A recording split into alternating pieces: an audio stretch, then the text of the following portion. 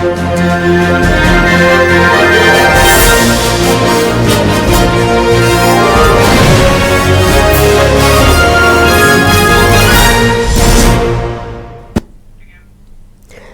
आदाब, मैं हूं अफशा जबीन। आप देख रहे हैं महाराष्ट्र न्यूज। सबसे पहले नजर डालते हैं हेडलाइंस पर।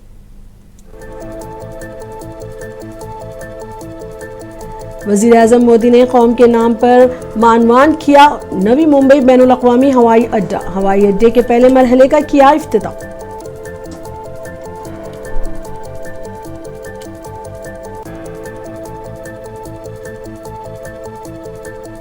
बरतानिया के वजीर आजम कीर स्टारमर अपने तिजारती वफ्द के साथ भारत के 2 रोज़ा सरकारी दौरे पर पहुंचे मुंबई। महाराष्ट्र के वजीर आला देवेंद्र फडणवीस ने किया खैर मकदम।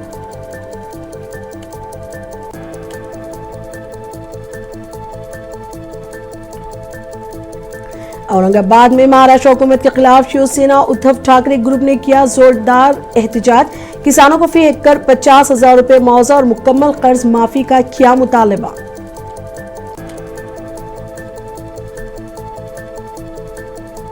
कोकण में सयाहत के मौसम का आगाज। रायगढ़ का मशहूर और मारूफ तारीखी किला जंजीरा सयाहों के लिए खोल दिया गया। सयाहों और मुकामी लोगों में खुशी की लहर।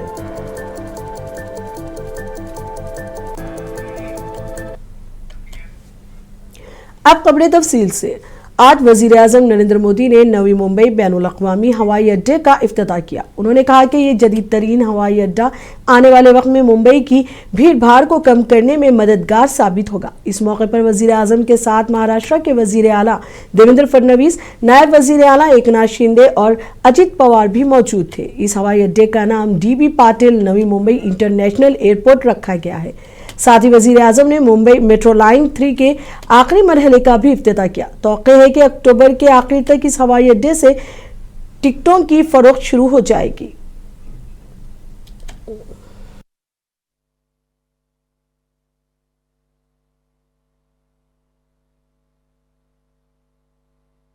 नए उद्यम लगेंगे। मैं महाराष्ट्र और मुंबई के सभी लोगों को इस एयरपोर्ट की बहुत बहुत बधाई देता हूं। साथियों, जब सपनों को सिद्ध करने का संकल्प हो, जब देशवासियों तक तेज विकास का लाभ पहुंचाने की इच्छा शक्ति हो, तो नतीजे भी मिलते हैं। हमारी हवाई सेवा और इससे जुड़ी इंडस्ट्री इसका बहुत बड़ा प्रमाण है। आपको याद होगा 2014 में जब देश ने मुझे अवसर दिया तो मैंने कहा था कि मेरा सपना है कि हवाई चप्पल पहनने वाला भी हवाई सफर कर सके। इस सपने को पूरा करने के लिए बहुत जरूरी था कि देश में नए नए एयरपोर्ट बनाए जाए। हमारी सरकार ने इस मिशन पर गंभीरता से काम शुरू किया।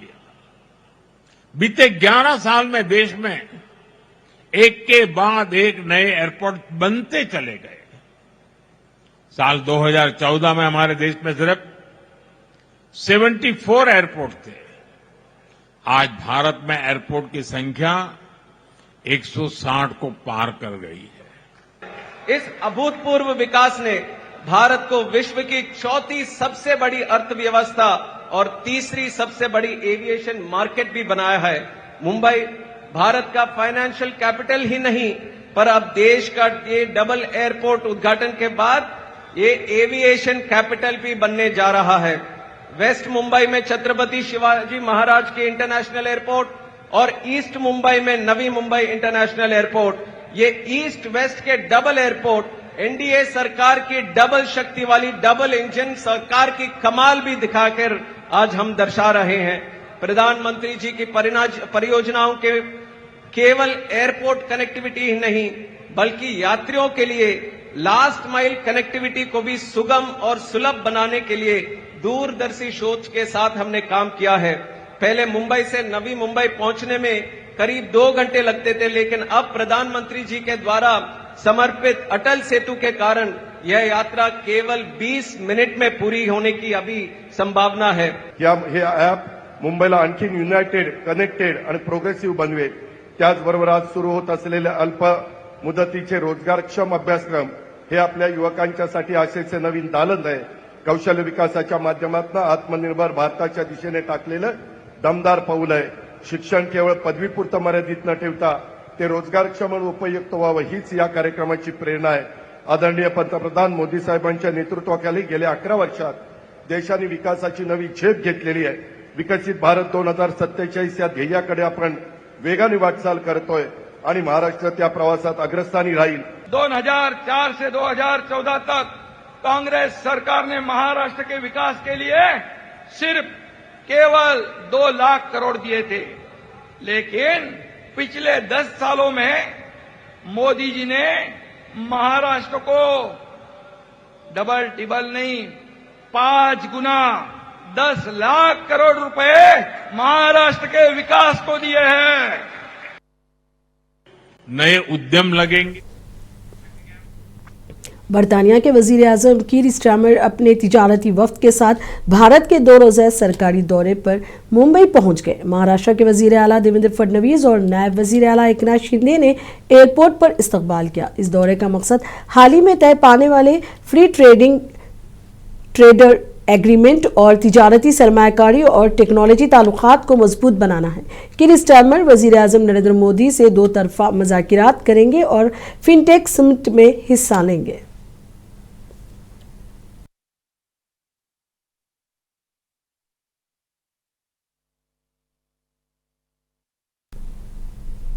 औरंगाबाद में महाराष्ट्र हुकूमत के खिलाफ शिवसेना उद्धव ठाकरे ग्रुप ने जोरदार एहतजाज किया. ये एहतजाज किसानों की फसलों के नुकसान और हुकूमत के रिलीफ पैकेज से नाराजगी के मद्देनजर किया गया. शिवसेना यूबीटी के रहनुमा अंबादास दानवे ने इल्जाम लगाया कि हुकूमत ने सिर्फ 6,500 करोड़ रुपए का ऐलान किया है, जो कि 67 लाख हेक्टेयर मुतासिरा जमीन के मुकाबले में इंतहाई नाकाफी है. उन्होंने कहा कि किसान फी हेक्टर 50,000 रुपए मुआवजा और मुकम्मल कर्ज माफी का मुतालबा कर रहे हैं, मगर हुकूमत ने उनके दुख दर्द को नजरअंदाज किया है.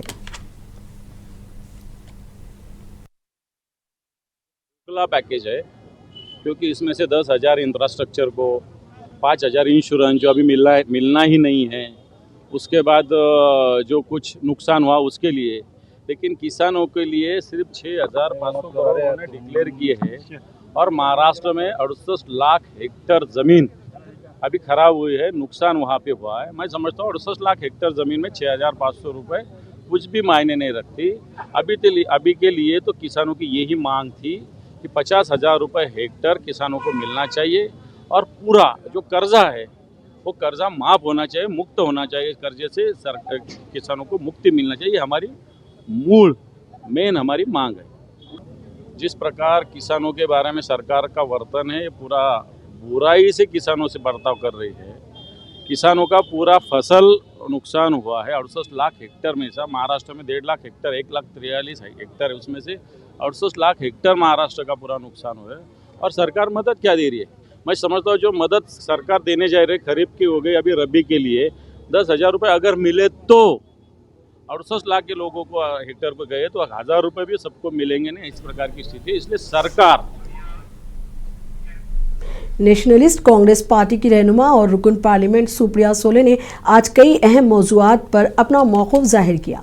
महाराष्ट्र हुकूमत की जानिब से किसानों की मदद के ऐलान पर उन्होंने कहा कि हमें ऐलान नहीं एक्शन चाहिए. वहीं नवी मुंबई एयरपोर्ट के इफ्तिताह पर उन्होंने कहा कि हुकूमत की तरफ से कोई बाज़ाब्ता दावत नहीं मिली, लेकिन इस मंसूबे के लिए उन्होंने नेक तमन्नाएं पेश करते हुए कहा कि महाराष्ट्र में एक बड़ा एयरपोर्ट और मेट्रो निज़ाम बनना खुशाइंद है. होगा नहीं, हम उसमें देख रहे कि क्या है, क्योंकि कल मैं मेरे निर्वाचन क्षेत्र में थी और वहाँ बहुत सारी ऐसी चीज़ें हैं जो पैकेज में नहीं है. ऐसे तहसीलदार के ऑफिस से हमें पता चल रहा है. तो हम कोशिश कर रहे हैं कि ज़्यादा से ज़्यादा देखें उसमें क्या है. आज पेपर में और चैनलों में बहुत सारी न्यूज़ आई है, लेकिन आगे माननीय मुख्यमंत्री जी ने कहा है कि कोई 40-50 हज़ार रुपया डायरेक्ट बेनिफिट ट्रांसफ़र होगा. वो कैसे होगा, किस किस को होगा, थोड़ा सा पैसा नरेगा से जाएगा तो वो कैसे होगा. तो मेरे ख्याल से 2-3 दिन में सच पता चलेगा कि एक्चुअली अनाउंसमेंट क्या है और उसका इम्पैक्ट क्या है. नहीं, अनाउंस नहीं, हमको अनाउंसमेंट नहीं चाहिए, हमको एक्शन चाहिए. अनाउंसमेंट करके क्या करेंगे? अनाउंसमेंट तो बहुत सारी की थी. सब ऋण माफ़ करेंगे ऐसा तो कहा था, कहाँ किया? तो हमें अनाउंसमेंट्स नहीं है चाहिए, हमको एक्शन चाहिए, हमको रिजल्ट्स चाहिए। नहीं, हम किसी को भी सिडको या महाराष्ट्र सरकार से कोई भी आमंत्रण हमको किसी को भी नहीं आया, लेकिन हमारी शुभकामना है कि महाराष्ट्र में एक बड़ा अच्छा एयरपोर्ट हो रहा है, मेट्रो हो रही है, उसका हम स्वागत करते हैं। लेकिन उसके साथ जैसे इसका भी स्वागत करते हैं, मेरी हाथ जोड़ के महाराष्ट्र सरकार को विनती है कि हमारा जो किसान दिक्कत में है उसको भी मदद।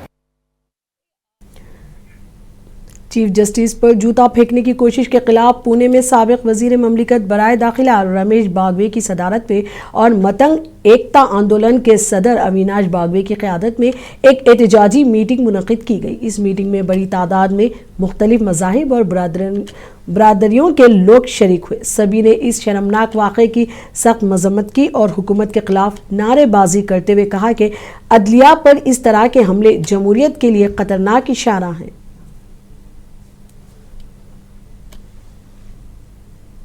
हमारा सबका दुर्दैव है, क्योंकि जिस प्रकार से मागास वर्ग के ऊपर अन्याय होते, अत्याचार होते, राजस्थान हो, मध्य प्रदेश हो, महाराष्ट्र राज्य हो, इसमें कोई ना कोई माध्यम से कभी जयंती अगर मनाई है बाबा साहब की अन्नाभाऊ साठे की तो उसके ऊपर हमले होते हैं। कभी राजस्थान में अगर कोई मागास वर्ग दलित घोड़ा चढ़कर अगर अपनी बारात निकालता है शादी की तो भी उसके ऊपर हल्ले हो रहे। आज अगर देश के सरनाई देश पर अगर हल्ला करने की अगर कोई कोशिश करता है तो इसका हम तीव्र शब्द में निषेध करते हैं। लेकिन ये जो प्रवृत्ति है इसको ही यहाँ पर लोगों ने इसको अंजाम देना चाहिए, क्योंकि ये बार बार लोगों में ये दहशत फैलाने का और मागास वर्गीय इस पद पर बैठे इसका द्वेष मन में रखकर ये काम कर रहे, इसका हम निषेध करते हैं। और ये अगर उन्होंने बंद नहीं किया तो अम्बेडकरी चळवळ के सब कार्यकर्ता रहेंगे, जो संविधान को मानने वाले हर एक कार्यकर्ता रहेगा, वो रास्ते पर उतर कर इसका हम तीव्र आंदोलन करेंगे। और सुप्रीम कोर्ट के जज हमारे आदरणीय भूषण साहब है, गवई साहब है, और ऐसे बड़े जो न्यायाधीश है उसके ऊपर सनातन का एक आदमी उसको जूते फेंककर उसका निषेध करता है, ये बहुत घिनौनी बात है। ये लोकशाही और संविधान को बर्बाद करने वाली बात है। इतने बड़े इंसान को जो हिंदुस्तान के सबसे ऊंचे पद पे बैठा हुआ है और लोगों को इंसाफ देने की वो जगह है, और ऐसे न्यायाधीश को एक जातिवादी सनातनवादी लोग सबके सामने जूते फेंककर उसका अपमान करते, ये हम कभी बर्दाश्त नहीं करेंगे। उसका निषेध करने के लिए सभा हमने बुलवाई है। सब समाज के लोग हैं, सब धर्म के लोग हैं, सब पार्टी के लोग यहाँ पे बुला के हम भूषण साहब, गवई साहब के पीछे मजबूत रहने के लिए और उनको जो अपमानित किया है उसका निषेध करने के लिए हम इस सभा देंगे। सुप्रीम कोर्ट में चीफ जस्टिस पर चप्पल फेंके जाने के वाक़े के खिलाफ आज आज़ाद समाज पार्टी, महाराष्ट्र रियासत और युवा मोर्चा ने पुणे में जिला मजिस्ट्रेट के दफ्तर के बाहर एहतजाज दर्ज कराते हुए याददाश्त पेश की। याददाश्त में पार्टी ने इस वाक़े की सख्त अल्फाज में मजम्मत की और मुल्जिमान के खिलाफ सख्त से सख्त कार्रवाई का मुतालबा किया। पार्टी ने कहा कि यह अमल न सिर्फ अदलिया और आइन की तौहीन है बल्कि जमहूरियत और समाजी हम आहंगी पर भी एक संगीन हमला है।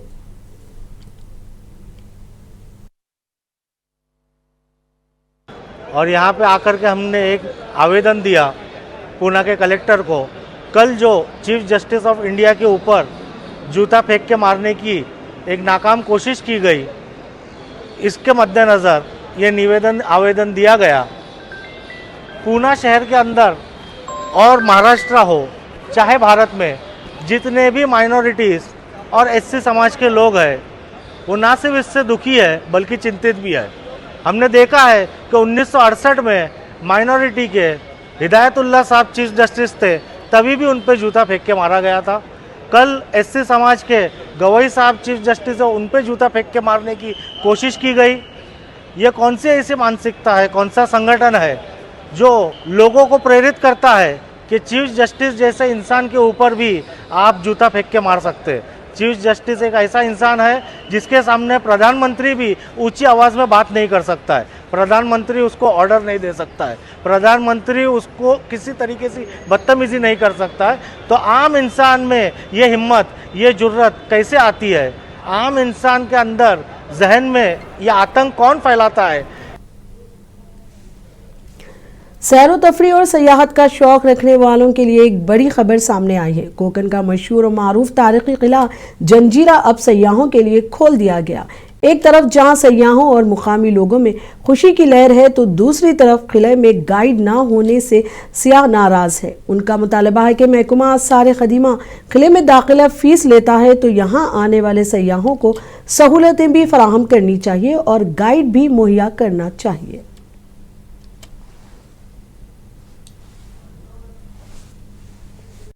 पण तिथं गाईड नसल्यामुळं आम्हाला तिथं जो हिस्ट्रीचा अनुभव इतिहासाचा अनुभव तो अनुभवता आला नाही। त्यामुळे माझी एक सरकारला विनंती आहे की तिथे एक सरकारकडे एक चांगला गाईड ठेवला पाहिजे। आणि दुसरी गोष्ट एवढ्या प्रकारामध्ये जर फी तुम्ही हे करतात ते अफोर्ड करतात ते तर त्यानुसार तुम्ही सर्व्हिस पण दिली पाहिजे। तशी थोडीशी चुकी आहे तर ती पूर्ण केली। किल्ला अतिशय सुंदर आहे, चांगला आहे, पण तिथं गाईड नसल्यामुळं आम्हाला तिथं जो हिस्ट्रीचा अनुभव इतिहासाचा अनुभव तो अनुभवता आला नाही। त्यामुळे माझी एक सरकारला विनंती आहे की तिथे मरकजी वजीर तिजारत पीयूष गोयल ने national payments corporation of India (NPCI) के तहत UPI के लिए बायोमेट्रिक ऑथेंटिकेशन पर बात करते हुए कहा कि वजीर आजम मोदी की क़यादत में भारत ने फिनटेक और डिजिटल अदायगियों के शोबे में हैरानकुन तरक्की की है। आज UPI न सिर्फ शहरों बल्कि आम शहरियों की रोज़मर्रा ज़िंदगी का हिस्सा बन चुका है। उन्होंने मोदी के गुज़िश्ता 25 साल के क़यादत वाले सफ़र को सराहते हुए कहा कि इन्हीं की कोशिशों से गुजरात की तरक्की मुमकिन हुई और भारत आज दुनिया की बड़ी मैशियत बन चुका है। और विशेषकर फाइनेंशियल टेक्नोलॉजी के क्षेत्र में जो अभूतपूर्व प्रगति की है। आज फिनटेक लगभग हर घर तक पहुंचा है, हर व्यक्ति तक पहुंचा है। भारत में 1 बिलियन यानी 100 करोड़ इंटरनेट यूजर्स हैं। यूपीआई सामान्य से सामान्य व्यक्ति आज यूपीआई यूज करता है, चाहे वो ठेले वाला हो, चाहे कोई मंदिर में भी आजकल क्यूआर कोड पे आप अपना डोनेशन दे सकते हैं। मैं मानता हूं कि टेक्नोलॉजी के आधार पर भारत का विकास निश्चित है और भारत एक विश्व शक्ति बनने जा रही है। माननीय प्रधानमंत्री जी के साथ जो पूरा 140 करोड़ भारत की ताकत जुड़ी हुई है, जिस प्रकार से प्रधानमंत्री जी ने बेदाग 50 वर्ष देशहित और जनहित के लिए अपना पूरा जीवन समर्पित किया।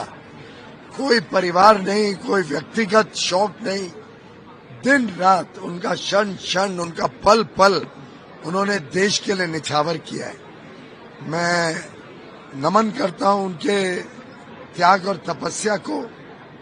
मैं साधुवाद देता हूं उनकी काम को, जिसने गत 24 वर्षों में पहले गुजरात के मुख्यमंत्री के नाते गुजरात का कायाकल्प हुआ। 11.5 वर्ष से देश के प्रधानमंत्री के रूप में जिस प्रकार से उन्होंने देश का मनोबल भी बढ़ाया, एक कमजोर फ्रेजाइल 5 इकोनॉमी को विश्व की 4थी सबसे बड़ी जीडीपी, आने वाले दिनों में 3री सबसे बड़ी अर्थव्यवस्था बन जाएंगे और 2047 तक विकसित भारत के संकल्प को लेके आज जिस प्रकार से उनकी प्रेरणा से 140 करोड़ देशवासी खड़े हुए हैं, अद्भुत है। ग्लोबल फिनटेक फेस्ट 2025 में संदीप गोविंद इंदौरकर CEO पेमेंट्स ने भारत पे एक्स के लॉन्च के मौके पर खिताब किया। उन्होंने बताया कि ये नया प्लेटफॉर्म ऑनलाइन अदायगियों का जामा हल पेश करता है, जो न सिर्फ APIs के जरिए सहूलत फराहम करता है बल्कि ताजिरों को अपने सारिफ के सफर, डेटा और नताइज पर मुकम्मल कंट्रोल देता है।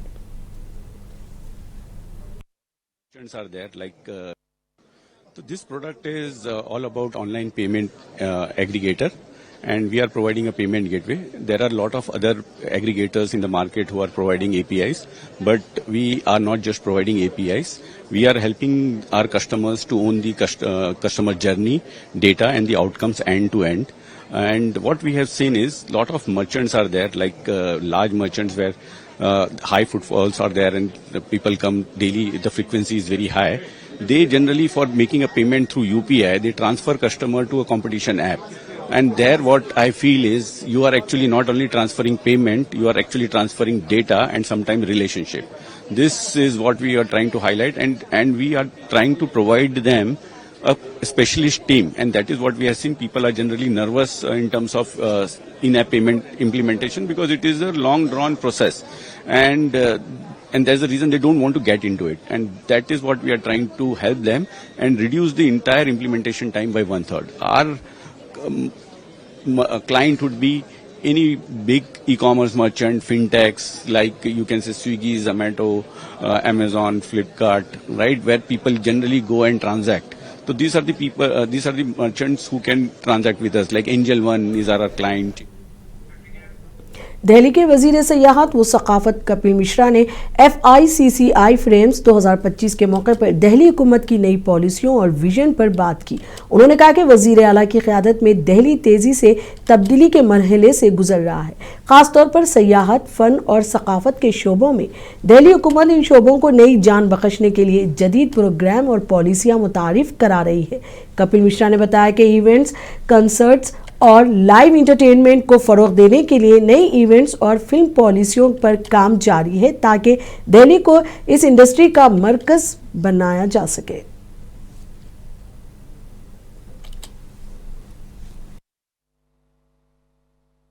देखिए, दिल्ली बहुत तेज़ी से बदल रही है। मुख्यमंत्री श्रीमती रेखा गुप्ता जी के नेतृत्व में और ख़ास तौर पे दिल्ली का टूरिज़्म, आर्ट एंड कल्चर, इसको लेकर बहुत सारी नई नीतियां बनाने की तरफ हम लोग आगे बढ़ रहे हैं, नए प्रोग्राम्स लेकर आ रहे हैं और इसीलिए फिकी फ्रेम्स में हम लोग आए हैं। यहाँ पर दिल्ली सरकार पार्टनर है इस बार फिकी फ्रेम्स का, और इसके साथ साथ हम नई इवेंट्स पॉलिसी, फिल्म पॉलिसी को भी रिवाइव करने जा रहे हैं, चेंज करने जा रहे हैं समय के अनुसार। Events, concert economy, live entertainment, AVGC, इसका एक हब दिल्ली बने, इस दिशा में दिल्ली सरकार एक विजन बना रही है और उसी के लिए इंडस्ट्री के लोगों से हम लोग यहाँ पर मिलेंगे। पिछला कुछ समय दिल्ली के लिए बहुत ही भारी था और दिल्ली का टूरिज़्म, दिल्ली का आर्ट एंड कल्चर, दिल्ली में फिल्म शूटिंग, दिल्ली का tourism as a tourism destination, Delhi का विकास, ये सब लगभग रुक गया था। हाँ, मुख्यमंत्री जी के नेतृत्व में हम इसको रिवाइव कर रहे हैं। प्रधानमंत्री जी ने भी विजन दिया है टूरिज़्म इंडस्ट्री के लिए, कॉन्सर्ट इकॉनमी के लिए, लाइव एंटरटेनमेंट के लिए, और दिल्ली इसमें आगे बढ़कर इसका एक हब बनने की तैयारी में है। और उसी सिलसिले में इस प्रकार की सभी मीटिंगें, ये मेरा पहला विजिट नहीं है मुंबई का, सरकार बनने के बाद से लगभग तीसरी बार मैं मुंबई आया हूँ और हम लोगों का ये मानना है कि दिल्ली के पास पोटेंशियल है और अच्छी नीतियों के साथ हम दिल्ली को AVGC में, लाइव एंटरटेनमेंट में। मुंबई में मुनक़िदा FICCI फ्रेम 2025 में मशहूर अदाकारा वो नीना गुप्ता ने भी शिरकत की। इस मौके पर नीना गुप्ता ने तकरीब के दौरान मुख्तलिफ स्टॉल्स का दौरा किया और नौजवानों के जोश और जज्बे को सराहा जो मुख्तलिफ कंपनियों से सीखने और उनसे जुड़ने की कोशिश कर रहे थे। उन्होंने कहा कि ऐसे तजुर्बात फौरी नतीजा नहीं देते मगर लंबे अरसे में कीमती साबित होते हैं। अपने आने वाले प्रोजेक्ट्स के बारे में बात करते हुए नीना गुप्ता ने बताया कि उनकी 2 नई रिलीज जल्द आ रही हैं। यहाँ मैं आ रही थी तो देखा कितने स्टॉल्स हैं, लोग अपनी जो करते हैं, जो कंपनीज़ हैं उनमें क्या क्या करते हैं वो लगा है। I saw a lot of youngsters coming here and trying to know, trying to learn, so these kind of things help a lot in the long run. ये नहीं है कि आज ही कुछ हो जाएगा, in the long run they help a lot. Ma'am, कौन से आने वाले प्रोजेक्ट पे आप काम कर रही हैं अभी, क्या थोड़ा बहुत कुछ बता? मेरी वध 2 रिलीज़ होने वाली है अभी नेक्स्ट मंथ। वध 2, वध अगर 1 आपने देखी हो तो, और मेरी एक और फिल्म रिलीज़ हो रही है 31 दिसंबर को जिसका नाम है मैं तेरी तू मेरा, तू मेरी मैं तेरा। मैम, आपने इतना काम किया, इतना बॉडी ऑफ वर्क है। वज़ीर आज़म नरेंद्र मोदी ने कहा कि इंडिया मोबाइल कांग्रेस और टेलीकम्युनिकेशन के शोबे में भारत की कामयाबियां आत्मनिर्भर भारत के विजन की ताकत को जाहिर करती है। वज़ीर आज़म ने दिल्ली में IMC 2025 के नवी एडिशन के इफ्तिताह के मौके पर खिताब करते हुए कहा कि जब उन्होंने मेक इन इंडिया की बात की तो कुछ लोगों ने इसका मजाक उड़ाया, लेकिन मुल्क ने खुद अपने इक़दामात से जवाब दिया। आज वही भारत जो कभी 2G नेटवर्क के लिए जद्दोजहद कर रहा था अब हर जिले में 5G की सहूलत से मुस्तफ़ीद है। ये तरक्की भारत की टेक्नोलॉजी और डिजिटल खुद मुख्तारी की जानिब एक मजबूत कदम है।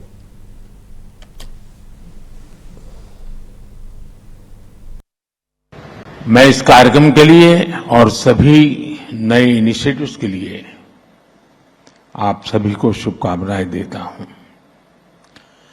फ्रेंड्स, आईएमसी का ये आयोजन अब सिर्फ मोबाइल या टेलीकॉम तक सीमित नहीं रहा है। सिर्फ कुछ वर्षों में आईएमसी का ये इवेंट एशिया का सबसे बड़ा डिजिटल टेक्नोलॉजी फोरम बन गया है।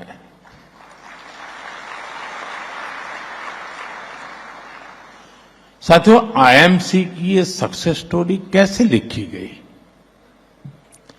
इसे किसने ड्राइव किया है?